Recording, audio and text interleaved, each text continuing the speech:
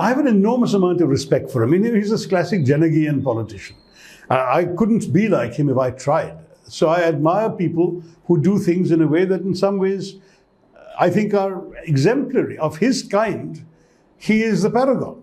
I mean, it's no accident he's been elected for 50 years from one place because the people love him. But it's not just the people of his constituency. Anywhere in Kerala, he's mobbed. I mean, I've been with him in so many locations, on so many stages, on so many issues. This is a man who has his finger on the pulse of the people chronically. I mean, and there are so many jokes about him which are probably, exaggerated or apocryphal about, how he once received a petition on the toilet. He was sitting in the toilet, somebody came to the bathroom, and he still took it instead of giving the fellow a whack and saying, go away, as would have happened in some other parts of India. He is a true man of the people. It can be maddening sometimes. You'll go to see the CM on a serious issue and the man is surrounded by a mob. These are part of the working style issues of Kochi, but no one, I think, of any party can claim to have a greater rapport with the people of Kerala than Oommen Chandy. You also have a very good rapport with the CM. I mean, you may be one of the few Congress leaders who shares that kind of personal connect with the CM. I mean, why? I mean, what are the reasons? No, I mean, look, I hope I share a good rapport with almost everybody because I'm the kind of person who shows respect when respect is deserved, and I speak straight, and I don't go around bad-mouthing people or attacking them behind their back or any of that stuff. It's just not my nature. So I think that, there would be a good reason, somebody would have to have a really good reason to turn sort of hostile towards me, because I would give them no cause for hostility. I'm not, I'm not somebody who goes around trying to encroach in anyone's space. From childhood, I've been born without an envy gene. I've essentially assumed that there is enough in the world for everyone to succeed. I've never wished anyone ill. As a writer, I've given glowing reviews to young writers coming up who have since eclipsed me. I've launched books of writers who have sold far more copies than I have there subsequently. But they came to me for a start and I was happy to do. That's the way I am. I think let everyone succeed. There is plenty. I don't believe in the sort of lobster mentality that some have. So as a result, because I don't bear anyone any ill will, unless they see themselves in some sort of hostile competition with me, they have no reason to dislike me, I hope. But I mean, of course I know that I'm disliked by many, but I'm just saying that I have given them no cause for it. But I do respect Pinarayi Vijayan. I think he's a very efficient and serious person. And I have found in all the issues that I've dealt with him, he's a no-nonsense person. He knows the issues he's talking about, or he listens patiently if he doesn't know. And you can rely. If he gives you his word, it's done. If a particular problem must be attended to, he'll give it the focus it deserves. He's a very professional person. In fact, in many ways, he is unusual for an Indian politician in that he is so professional in his attitude to work. I'm sure that he has his ideology and so on. I'm not in his party. I don't see all of that. But I see him as a chief minister, and I go to him as an MP, and I have this issue, that issue, whatever. I found him very, very straightforwardly accessible. And to discuss issues with, which I've done repeatedly, national issues, international issues, whatever, going back these, now, how long has he been CM? 7 years. But I've also met him earlier when he was party leader, but much more frequently as CM. I found him very easy to talk to. I'm not saying that we agree with everything he stands for or embodies, but I see the best in people and I work with them as best I can. Frankly, maybe Kerala could use some more of that. Kerala is one of the most political of all states, like very political. But when you talk about parties like AAP, it's more of an apolitical party. It's considered as more of an apolitical party. Do you think these kind of parties have a space in Kerala's current political scene? It's a real challenge that AAP will have to find out, because the honest truth is that they don't want to get into the Hindu-Muslim space, for example. They have this attitude that if they're in that area, then they will be beaten to death by the BJP and so on ideologically. So they focus completely on service delivery and only that. But in a state where 47% of our population is minorities, is that going to be good enough? Will not any party trying to get elected in Kerala have to take a stand on issues that the AAP has so far refused to take a stand on? And if they refuse to take the stand in Kerala, will that be acceptable to the voters? It remains to be seen. Maybe voters will see a merit in a different approach this time, but I don't know. You are one of the few politicians who have something positive to say about development. Everything you have found yourself as a very positive person. I try to be. There's enough negativism around on the planet, so I don't want to add to it. Exactly. So, what's your vision for the state? Well, frankly, this is where a bit of the negative comes in, because I was a huge early booster of the Kerala model. If you've read my book, India from Midnight to the Millennium, I called it the Malayali miracle. And I did this comparison with those days' figures of the US and Kerala, pointing out how on so many indicators, Kerala and the US were parallel to each other, except that we at that point were 1/70th of their GDP. And so I said this is a terrific achievement and so on. In the course of that book was published 25 years ago. In the course of these last 25 years, some of the flaws have become apparent. And I think what is now unfortunately rather clear is that a social development success story resting heavily on three main sources of revenue. Let's be very blunt.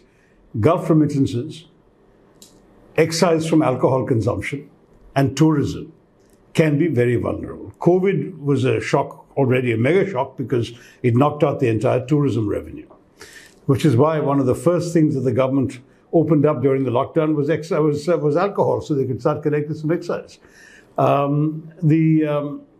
The Gulf remittances are always vulnerable to domestic policy shocks in those countries. If they suddenly decide to start sending people back, or just saying that they need to do more indigenization, we will have a double whammy. We will lose a major source of funds coming in, and we'll also find a challenge in absorbing the people returning, who could potentially become a burden on the economy.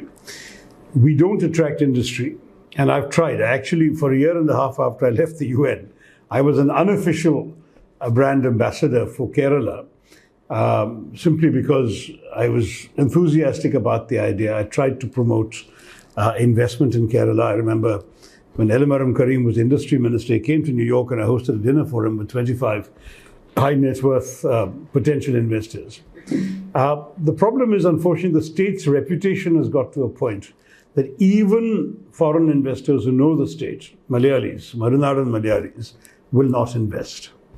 And this has got us to a stage where we need to rapidly invent a new paradigm that will transform the state for the future. We have some obvious strengths. You call me upbeat, I'm upbeat about the fact that we have a great environment, by and large. We have tremendously intelligent, well-educated people. We have an atmosphere in which some kinds of industries can flourish, the obvious ones being hospitality, wellness, healthcare, and also IT. I really think that those who pioneered the IT wave in the state had the right idea. And it's worth interrogating as to why we were not able to take it further forward. Why did we never become Cyberabad? Why did we never become Gurgaon? Why is it that the first technopark in India is in Thiruvananthapuram and it remained a relatively minor player for a very long time? And there are a number of reasons, and I've been trying to interrogate people as to what they look for when they consider investments and why they don't always invest as we would like them to. My gut instinct is that the game is not lost. There are a few things we need to do to make it more attractive. Certainly some of our laws need updating. During the last election, when the Congress put me in charge of their manifesto, I held meetings with the GTech, the representatives of the tech companies in Trivandrum and Kochi joined by video conference. And I was startled to discover we still have some rather antediluvian restrictions on work hours for women and things like that, which have been a drag on the IT sector's compliance problems. So that's one kind of thing we can certainly improve. We need to invest heavily in broadband connectivity. But we can also show more imagination in certain policies. For example, much more connectivity between the university campuses and the workplace. Many students are hungry for internship opportunities.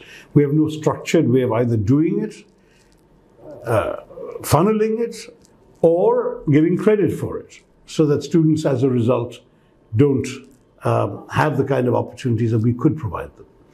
we don't also seem to be doing enough to help encourage a change in the mindsets of people when it comes to regulations. I've met too many investors in diverse sectors. A chap who came and set up a hotel, a chap who tried to start an industry, somebody else trying to do retail work, who all complained about the incredible obstacles that were placed in their path. And frankly, it's not often just the government. Yes, sometimes bureaucrats, especially rent-seeking bureaucrats or ideologically minded bureaucrats, can be a problem, and I have examples of that also. But sometimes it's often our own public. I mean, we have sort of a lot of ideological fervor. People will file cases at the drop of a hat, PILs, legislation of various sorts, which often tie up an investor in knots. And after a while they say, why is this worth it for us? So when the investor is, say, some Gulf Malayali who has put all his life savings into a business or a factory or something in Kerala, the poor chap has no option. He has to slog it out. And we've had one or two sad cases of people even committing suicide, having lost everything because of this. And then we've had cases of people just being so frustrated and thwarted, but having no choice but to stick it out and struggle through, and have incurred losses rather than profits from their investment. And then you've got the very big guys who just walk away and say, never again Kerala. That's got to change. And we've got to really encourage a climate in which this, I mean, for example, an Investor Protection Act is something that I recommended in our manifesto.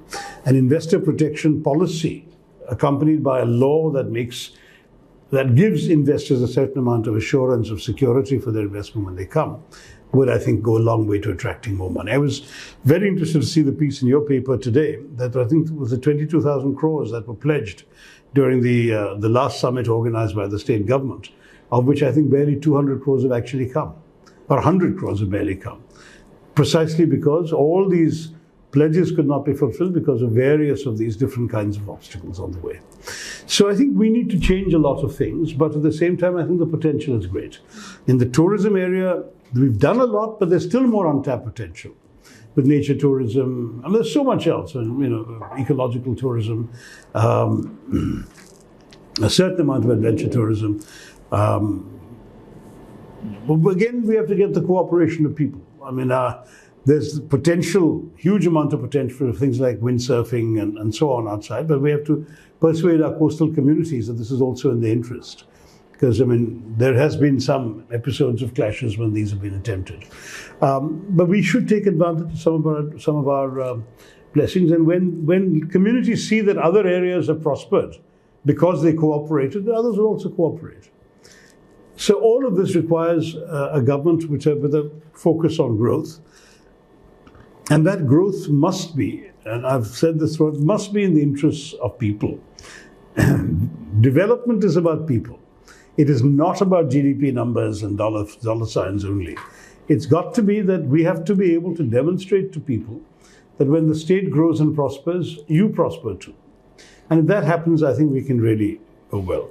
But the advantages we have to really accentuate and not do anything to undermine them, which means education, environment, health. These are great strengths of Kerala, greater than any other state in India. We need to really double down on them, make sure none of those are undermined, and then try and get these things going.